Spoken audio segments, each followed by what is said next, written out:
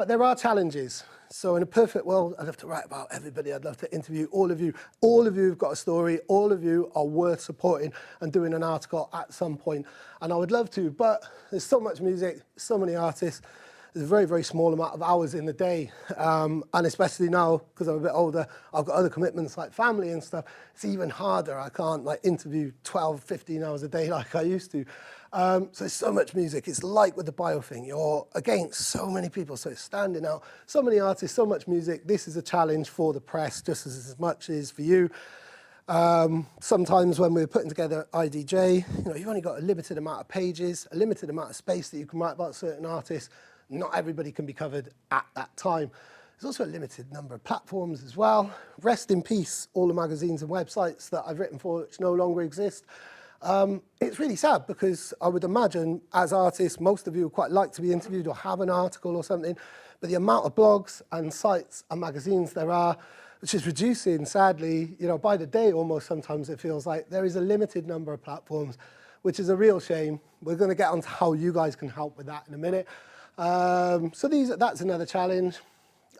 Your music might not fit the taste or the remit of the title or its staff.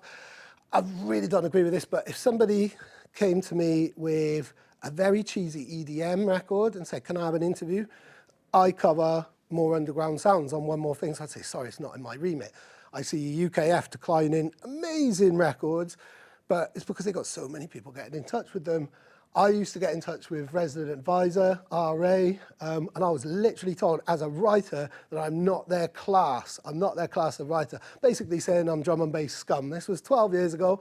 That every title has its own policies and criteria for right or for wrong. But most importantly, music writers are poor. Like, I'm at the top of my game. I'm still skint. For some reason, everybody wants articles, but nobody's really found a way of monetizing it since advertising. Social media companies have swept all advertising revenue away from even massive newspapers like The Independent and The Guardian and stuff like that. So when you're dealing with any music writer, bear in mind that they've probably got another day job that they're not that into, but they do, and they do music writing just because they love it. Even when you're doing really, really well as a music writer, chances are you're not going to be earning Andy C's money or anything like that. But we do it out of love. It's a challenge. I'm not here with my violin. I'm not here for sympathy or anything. But it is a factor when you're dealing with a music journalist. Bear in mind that we are bottom feeders. We are right at the bottom of the ladder.